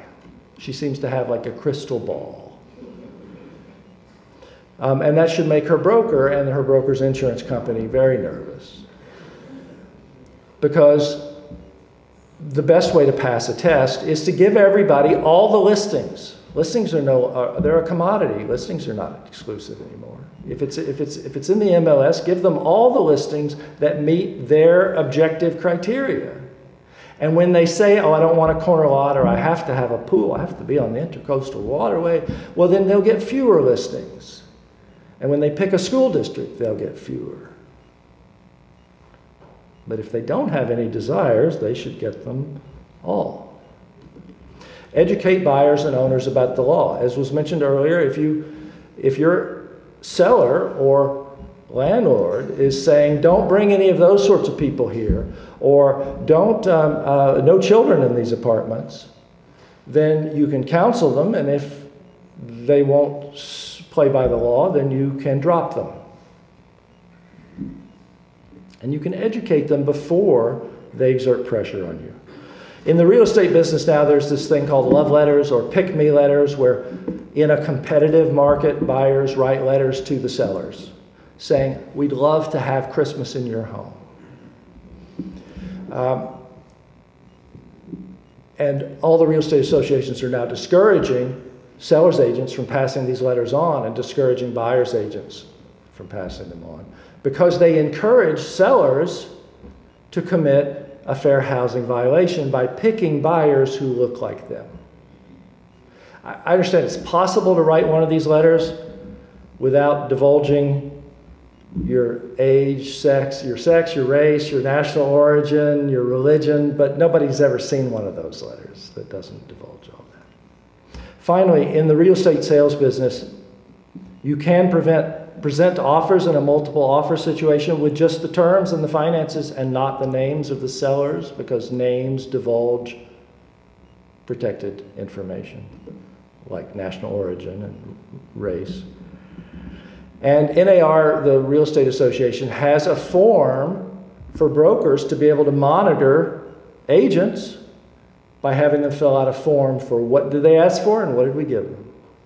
So they can, it's a red flag, so they can say, how come you only gave them this area? All right. I just want to close with one last thought.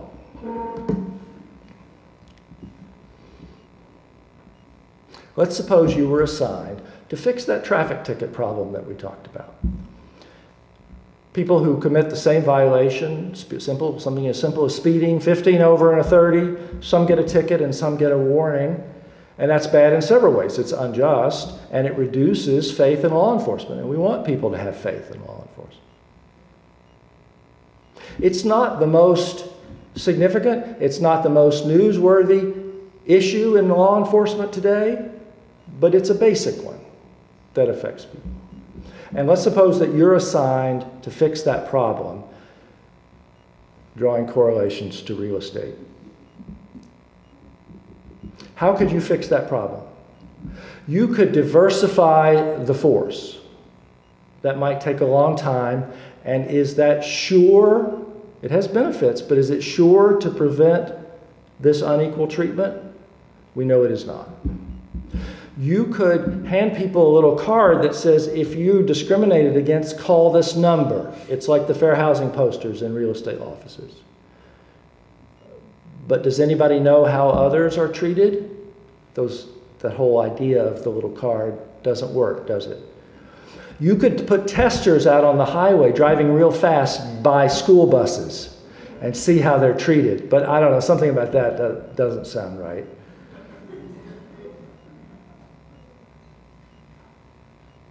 Now, I know you couldn't get elected governor on this platform, but we all know the actual way to solve this problem, don't we? If you get pulled over for speeding, you shouldn't be surprised to get a speeding ticket. That's back to give everybody all the listings. It's the same brute force, unpopular, why officers want to have discretion. And we all want to be the one who doesn't get the ticket. And real estate agents want to be thought of as better than all the other real estate agents, so we'll pick the good community for you. But what's the chance that they'll pick the same good community for everybody, or that they will pick the same good community that the other half of the test another agent is picking? So from the broker's point of view, and they want to keep their license, it strikes me that the solution is treat everybody the same by giving everybody everything judged on their objective criteria, what they told you they want. Or they are pre-approved or not, or they did fill out this form or not, or they be objective about it. I hope you'll share our video and stories with others. Have a movie night. This newsday.com/divided address, post it on Facebook, share it with your friends and colleagues. Have a conversation about it. In a real estate office, I don't think a very useful conversation would be, hey, who's the bigot in our office? I don't think that really is going to be a good conversation. And can you also see that that doesn't get at the problem? Because there's too much steering going on for only bad people to be doing it. Good people have to be doing it too. So the right question is, how does it work in our rental office? How does it work in our sales office? How do we make sure that everybody gets the same professional service? I'm going to hang around. You're going to do your awards, and you're going to students and the like, and I'm going to hang around. And if anybody has questions, comments, complaints, and wants to throw them at me, I'm still going to be here. Okay? Thank you very much for your attention.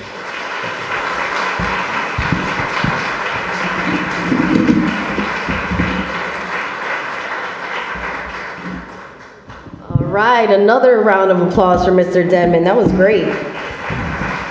Very much so.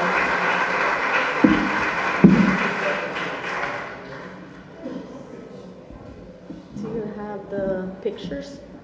Okay.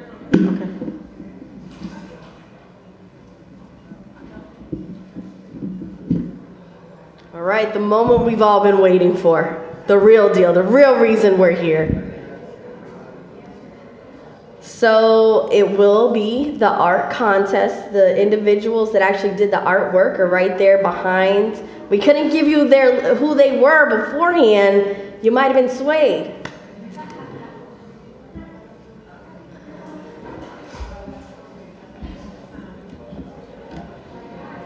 All right, so there were 5 entries in total.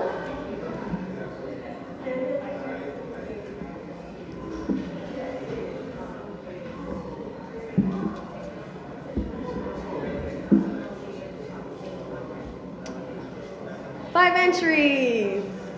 And here they are in person. If you could line up this way. If our students could have, thank you. If you could come a little closer, so everybody could, oh, that's fine. Just let everybody see the work in you all. All right, so there were 5 entries. Technically, 2 individuals did a collaboration, so they'll be winning together, whatever that is.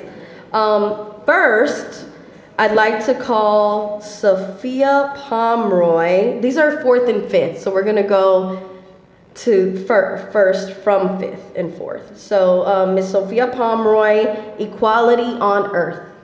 Here you go. You're very welcome. All right, and then we have, oh, I'm so sorry. Everybody's getting a gift card and a reward that is in the brochure, but with the honorable mentions, or the 4th and 5th, they'll be receiving $50 gift certificates? Yes. Right, okay, $50. So 4th and 5th would receive the $50. So Morgan Coleman The American Dream. There you go. Congratulations. All right, next. Make sure we got it right because we have, wait a minute. That is not the one. Here we go. Ivory. Ivory is 6, so her teacher will be taking this for her. And Ivory received 3rd, which is a $100 gift card. All right, so 2nd place is $200. And that actually would be shared between Cora Bowen and Maxwell Pollock.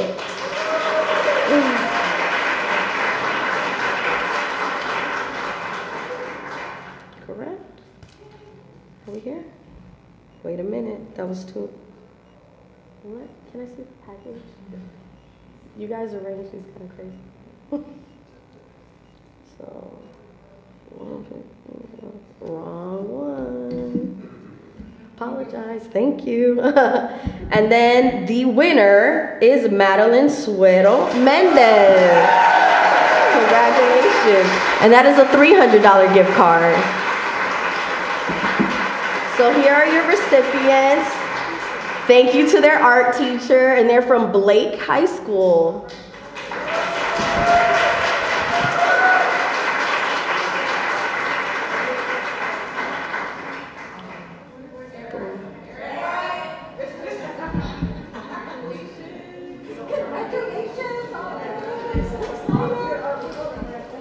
So in the interim, I'm going to let you all know that the future date of this event next year, because it's an annual event, will be April 23rd of 25. So pencil that in. That will be the 21st annual symposium. And then also for anybody who attended, you will have access to the recordings within a week. And you will be able to find those in the consortium website. So go to the consortium website, and within a week, you should have the audio of the whole event available to you. And I believe that is it. So thank you very much for everyone's participation and sitting in and being patient and collaborative. We thoroughly enjoyed having you. Thank you very much.